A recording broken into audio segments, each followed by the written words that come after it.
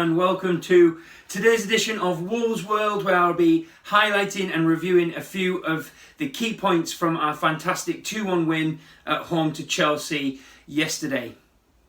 Going to break this video down into a very quick first half and then a slightly longer analysis of the players, the formations, the tactics, and just generally that very impressive second half performance.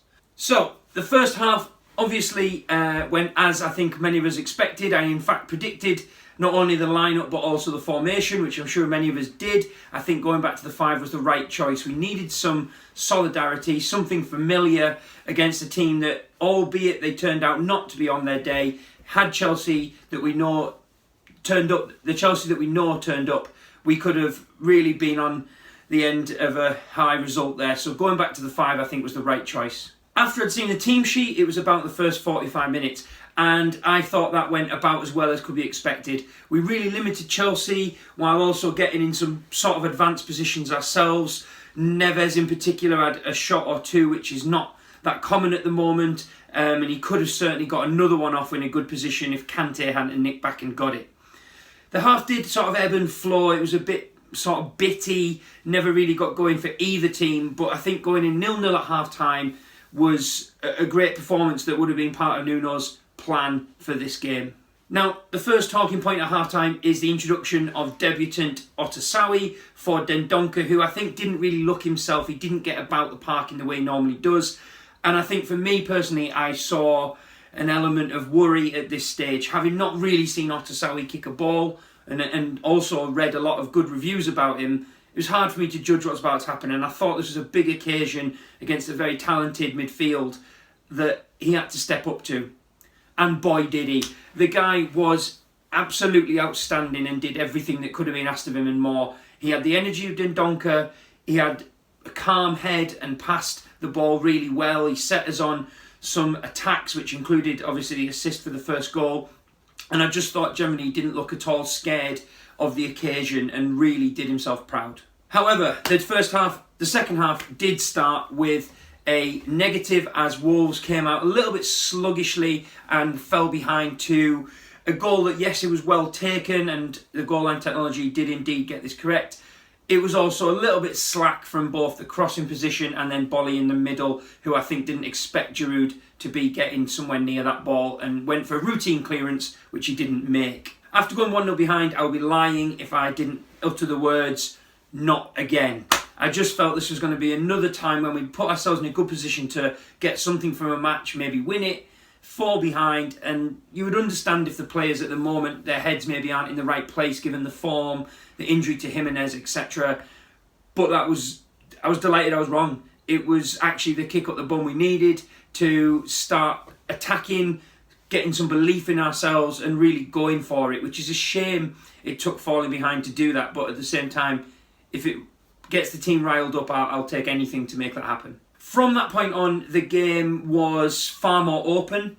Both teams had a few chances. Again, Chelsea not really many. And Wolves just gradually worked chances through some nice play, mostly from the impressive Neto and Podence with some skill, trickery. And again, we turned down chances for shots and opportunities went a begging. But we were in the game now and it was going 1-0 down or not, we were in the game. As the half progressed, I feel that Wolves thoroughly deserved to get back on level terms, and what a goal it was to do that. I think Podence has shown magic, he's shown desire, he's shown a real creativity and craft to his game that a lot of players do not have across all the teams in the league, not just at Wolves.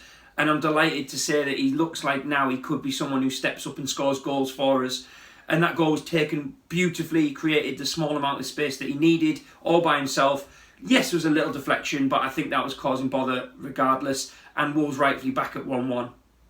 From this point onward, Wolves, I felt, really took the game to Chelsea. Whether they were tired or not, I think it's all excuses.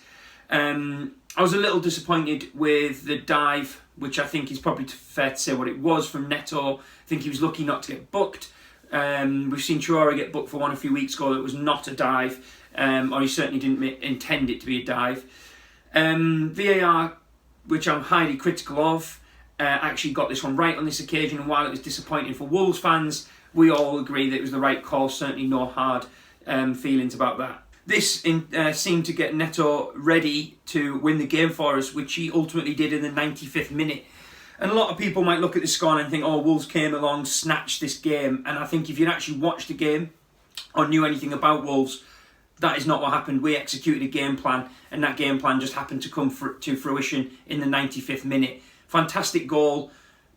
Vitinha with a nice ball. It's good for him to get that assist. I mean, it wasn't difficult, and to say that was really an assist would be unfair. It was all Neto.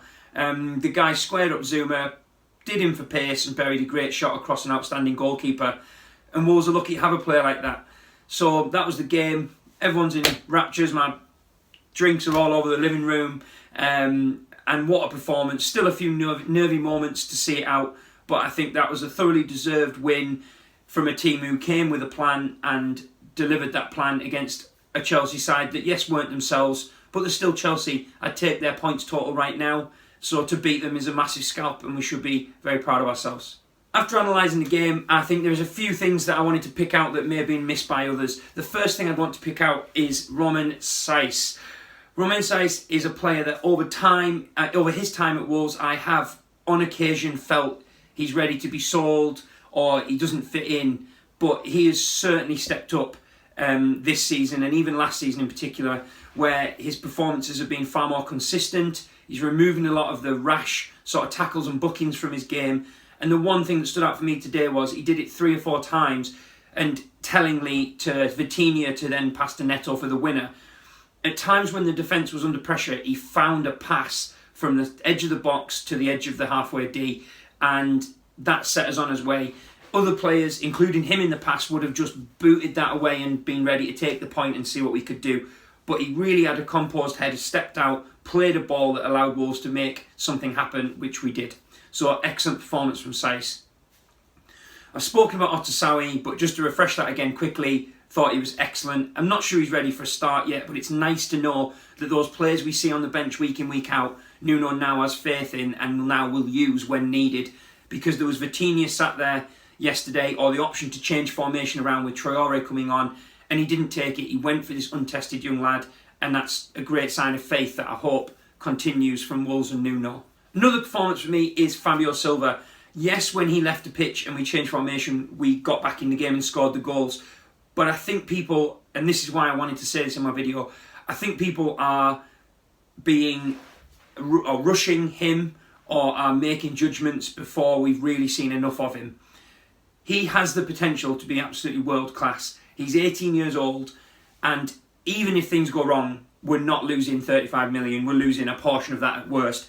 And people need to realise that without Jimenez, he has been forced to play games that he wasn't expecting to play, and he has done very well. I think he was better against Villa, but I think he's showing an understanding now of how to link the play.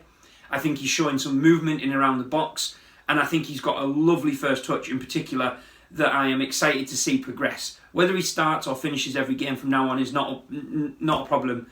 The fact is he is a squad member, and he is at this moment in time the main man as a centre forward if and when needed, and we should be supporting him, praising Nuno for playing him and giving him as much credit and support as we can. Next performance for me was Neves. Neves in the first half left me feeling a little frustrated, but as did the whole team. I thought he was a little bit negative and a little bit slow to move the ball, sat too deeply on Cody. However, second half, different player emerged. He was demanding the ball, he was spraying it left and right, he barely put a foot wrong, doing the dirty work when needed, and I think he's still not the player I think I would like him to be. I think with a bit more positivity and maybe the consistent, correct midfield partner, which I don't think Dendoncker or Moutinho necessarily are, I think he could still go up another level. But that was a good performance today against a very good Chelsea midfield on paper. Final one, I can't separate them, Neto Podence.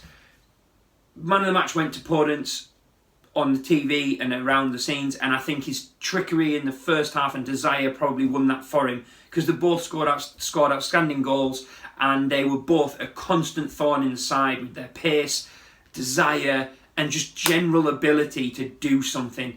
And these are two players who Traore should be looking at and saying, let me in on this. I want to be getting talked about in the way they are, not just for my speed. I want the goals and I want the assists. And he was right to be on the bench today because these two at the moment are undroppable and our two best players.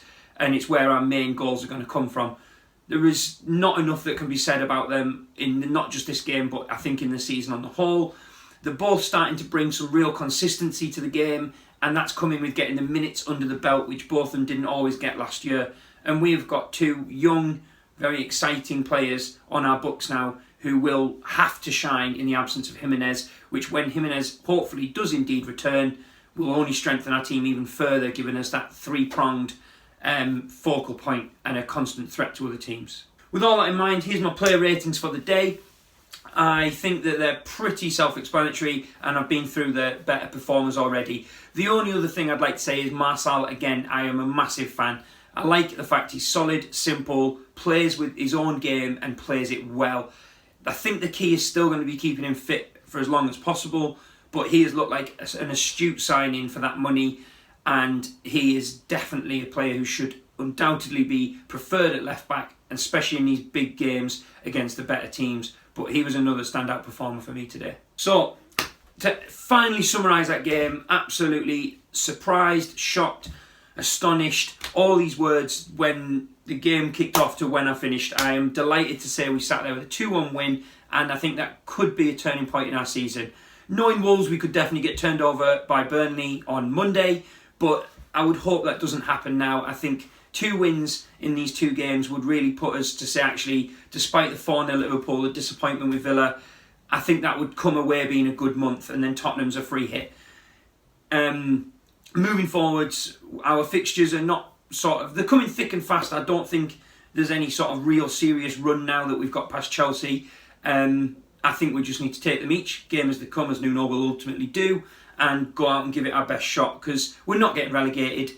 We're probably not going to finish in the top 4, maybe even 6. So take a chance. See how we get on this year. Bed our new players in. And let's keep hoping for positive Wolves. So that's all from me today. Please look out for my next video on Sunday for the preview of the Burnley game. Don't forget to hit like, subscribe, tell your friends. Hopefully I get some support, and comment below if you get a chance. Thank you very much. Bye-bye.